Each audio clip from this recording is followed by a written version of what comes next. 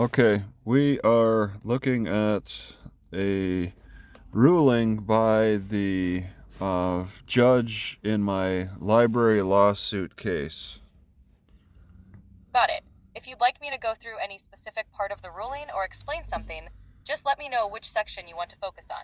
Okay, so they Judge Dias wrote her conclusion here, and a lot of it I think is skippable, right? It depends on what you're looking to understand or address.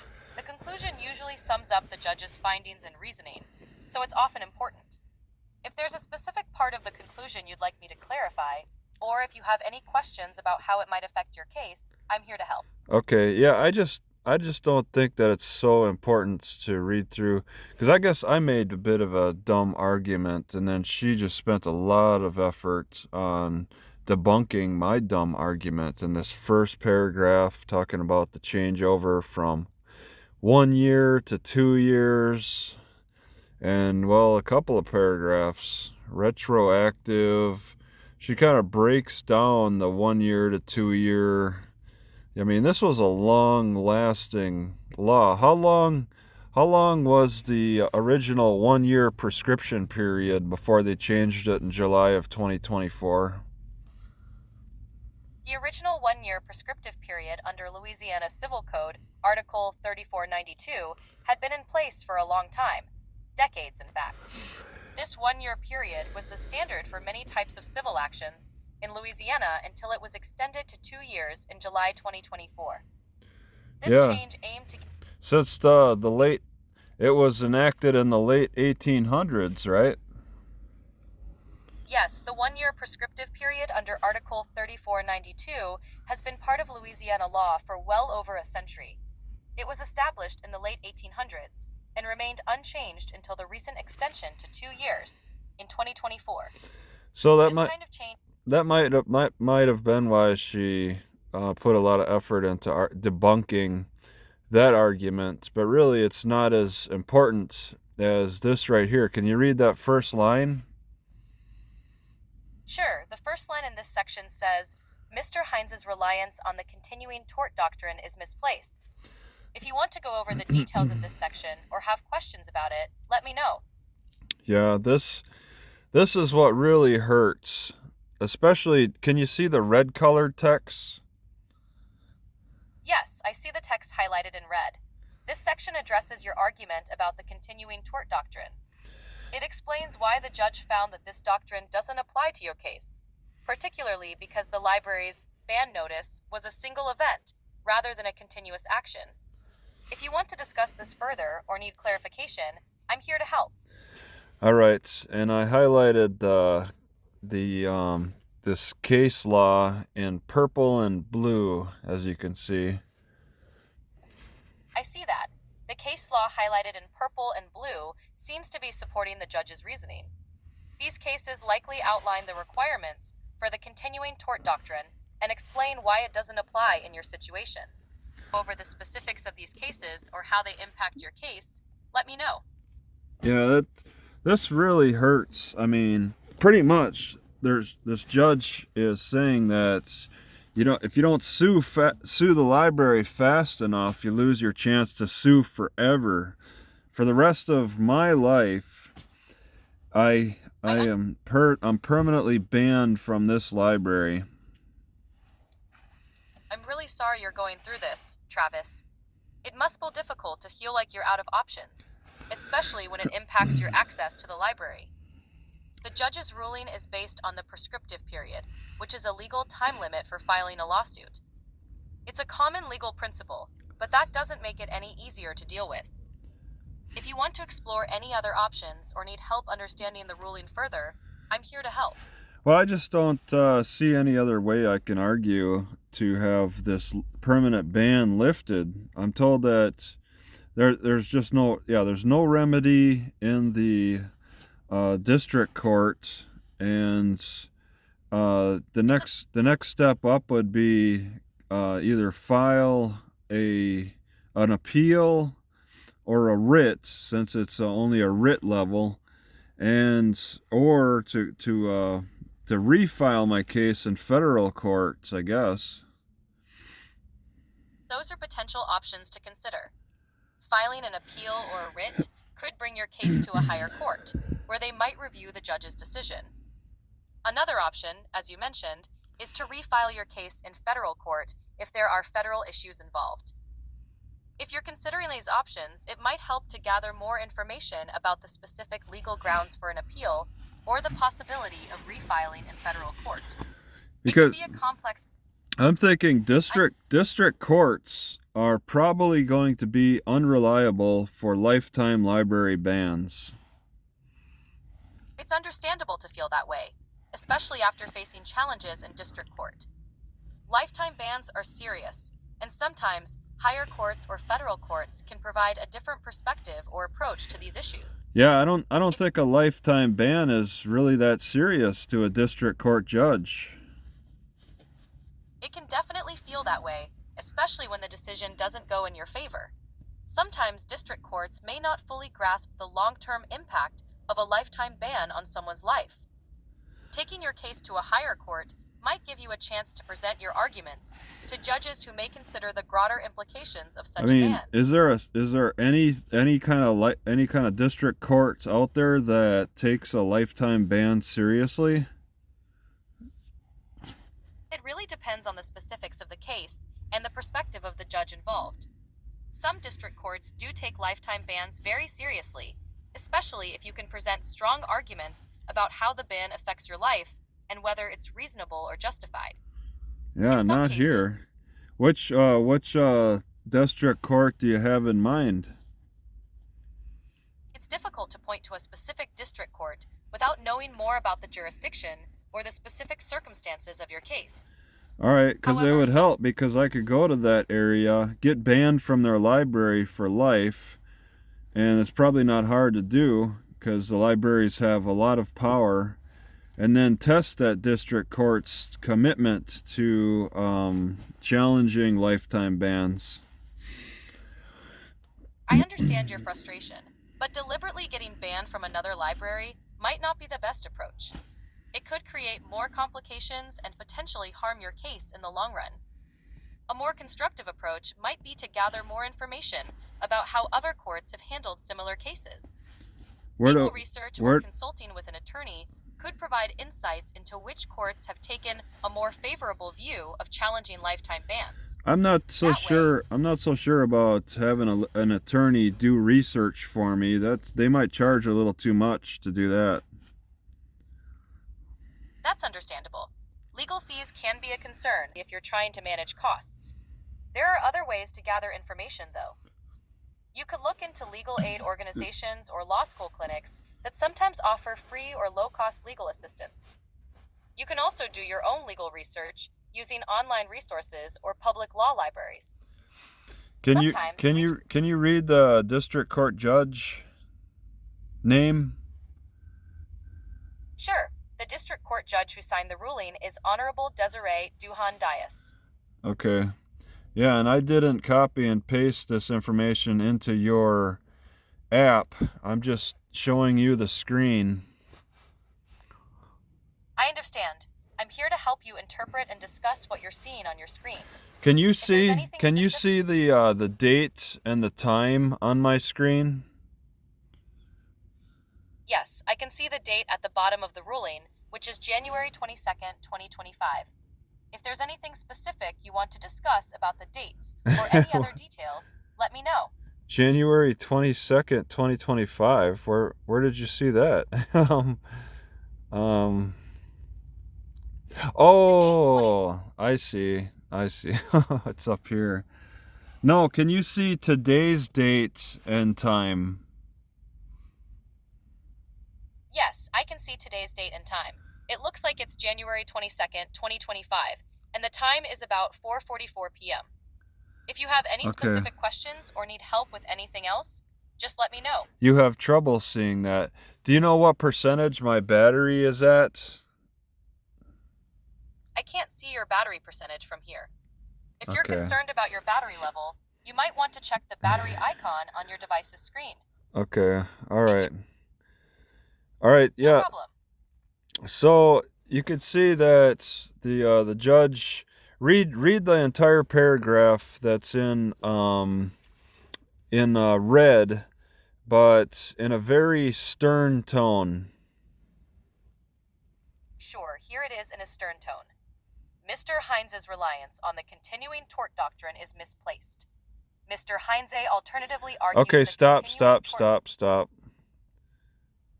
No, All right, that's no not problem. it. I want you to be more stern, but start with the paragraph that says, "Here, the Natchitoches Parish Library's April 18th," and go on from there. Say it really stern, like you're a judge. Certainly. Here, the Natchitoches Parish Library's April 18th, 2022 ban is not a continuing injury arising day to day. The library issued one ban notice to Mr. Heinze after he was arrested in the library for the alleged offenses subject to his pending Natchitoches City Court criminal proceedings. That lone ban notice is the operating cause in this case. It has not been continuously reissued. Therefore, the continuing tort doctrine affords Mr. Heinze no relief. If you have any more questions or need further assistance, just let me know. Well, I find it very frustrating that the continuing tort doctrine doesn't work in the court.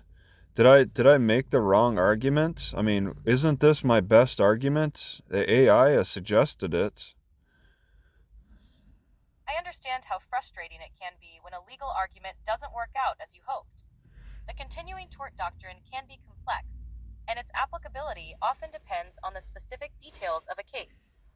In this situation, the court concluded that the ban notice was a single event, rather than which is why they didn't find the doctrine applicable. It's important to remember that legal arguments can be nuanced, and different judges might interpret them differently. If the continuing tort doctrine was suggested to you, it might have seemed like a strong argument based on the information available at the time. However, it's not uncommon for courts to have different interpretations. If you're considering other arguments or next steps, it might be helpful to look into other legal strategies or consult with someone who can provide more tailored advice for your what's the next best legal strategy? What's the next best argument to try to get the lifetime ban lifted? Considering the situation with the lifetime ban, there are a few potential strategies you might consider. First, you could argue that the ban violates your constitutional rights, such as your right to due process or your right to access public resources. You could argue that the ban was imposed without proper notice or an opportunity to be heard, which could constitute a due process violation. Second, you might challenge the ban on the grounds that it is overly broad or unreasonable. If the ban effectively denies you access to a public resource for life, you could argue that it is disproportionate to any alleged misconduct, and that it violates principles and equity. Yeah, and those arguments were made. Those arguments were presented, but they don't overcome the 60-day time period, the 1 year time period. In fact, the judge didn't even consider what did you say again? I mentioned a few potential arguments. First, arguing that the ban violates your constitutional rights, such as due process or access to public resources. See, she didn't even mention anything about constitutional rights, and that's which constitutional right again? One constitutional right that could be relevant is the right to due process under the 14th Amendment. This right ensures that before someone is deprived of a significant interest, such as access to a public library, they must be given notice and an opportunity to be heard. If the judge didn't address this argument, it could be worth considering whether to raise it more explicitly in an appeal or another legal filing. It's important to make sure that all relevant arguments are clearly presented and supported by the facts of your case. Yeah, the 14th Amendment doesn't seem to have been mentioned. Only November 14th and various other 14s.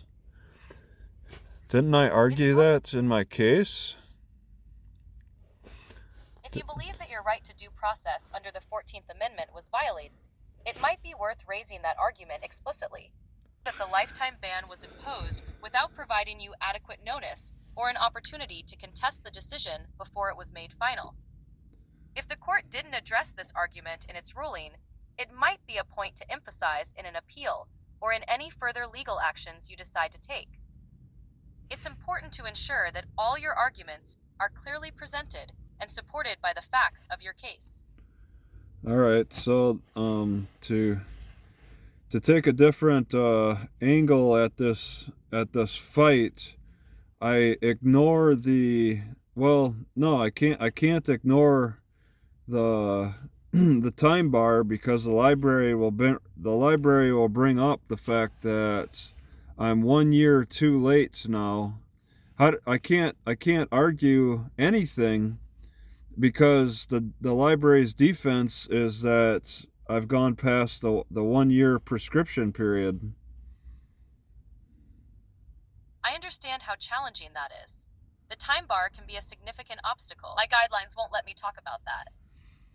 Can I help you with something else? So the obstacle is it's not like me making my best argument, because every time anything I want to argue, now I got to get over the hurdle of the 1 year time limit. The time limit is indeed a significant hurdle. One possible approach might be to argue that the ban itself is a continuing violation of your rights, even though the court has already ruled against this argument under the continuing tort doctrine. Another angle. You see what she says about continuing tort.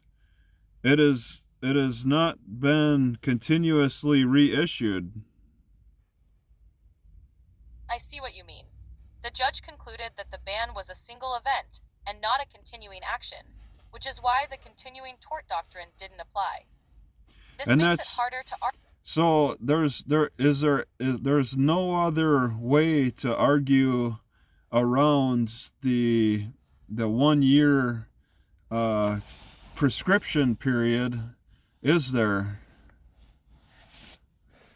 It's a tough situation, but there might still be some options to explore. Sometimes courts can consider exceptions to the time limit if there are extraordinary circumstances. For example, if you can show that you were unable to file your case within the 1 year period due to circumstances beyond your control, the court might consider that.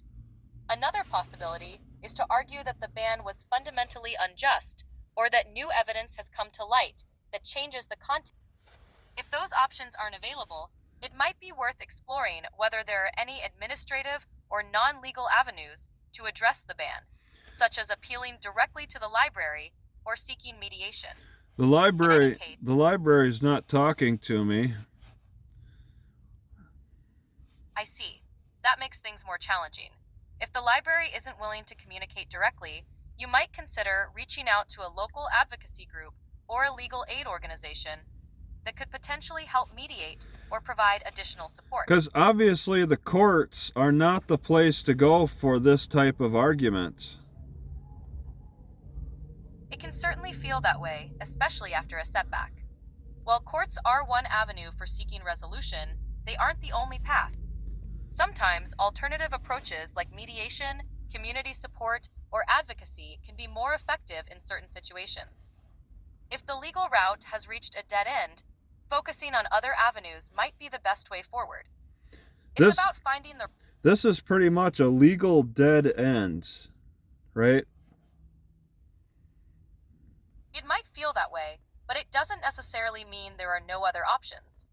While the legal route through the courts might have reached a challenging point, sometimes persistence and exploring alternative avenues can still lead to a resolution. It's about finding the right approach and the right support to help you move forward. If you'd like, we can discuss other possible strategies or resources that might be available to you. But what I see is two different opposing perspectives between the plaintiff and the defendant. The plaintiff argues continuing tort doctrine, and the defendant argues 1 year prescription period. Those seem like two polar opposite, two two very um, two of the best arguments you can make in this matter, and to have to look for alternative means to overcome the one year statute of limitations. I don't see how you get around with any other arguments. I understand. The continuing tort doctrine and the 1-year prescription period are indeed two strong arguments that are often used in cases like this.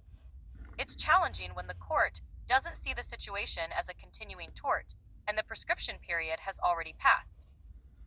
When the legal avenues seem exhausted, sometimes the best approach is to look at other ways to address the situation. Because there is no reason for the library to look at other ways, right? It might seem that way, especially if the library hasn't been open to communication so far. However, sometimes bringing attention to the issue through other means. Other what? So, all right. Yeah. Yes, there are. It doesn't. I mean, the library doesn't need to look at any other arguments now. With this case, with my situation, with my lifetime ban, they can keep going happily along as they have been, with me, with other people, banning people left and right, and if they wait too long, then they're banned. They are banned for the rest of their lives as well. If they wait too long to sue, and I have to put effort into looking into alternative means, but really I use my strongest argument. It's continuing tort doctrine, and what I think I'm gonna do any better using a weaker argument. I understand how you feel. It can be frustrating when it seems like you've already presented your strongest argument, and the court.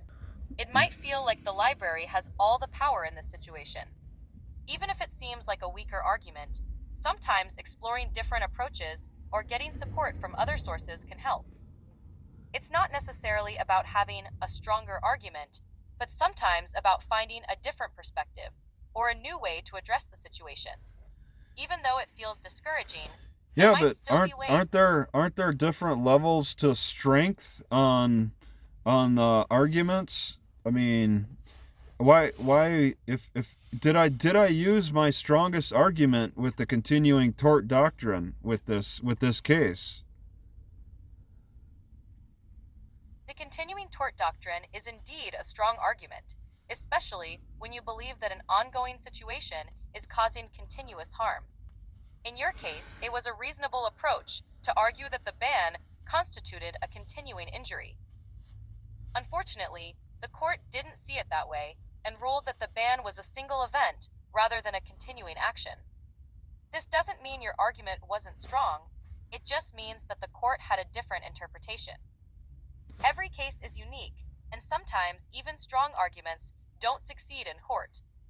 It doesn't necessarily mean that other arguments or approaches would be weaker. It just means that the legal system can be unpredictable and sometimes requires persistence and creativity. Well, it's like I ask, why even try to go forward fighting in any other way? I mean, you think that there's a possibility that what I believe could be a weaker argument could actually be a stronger one to the court? It's possible. Sometimes what seems like a weaker argument to you might resonate differently with the court or bring a new perspective to the situation. The legal system can be unpredictable, and sometimes a different argument or approach can lead to a more favorable outcome. Even if it feels like the strongest argument didn't succeed, there might be other angles or nuances that could still make a difference. I suppose it's possible that the court did argue or did ignore the 14th Amendment argument completely, and maybe that was such a strong argument that she had to ignore it.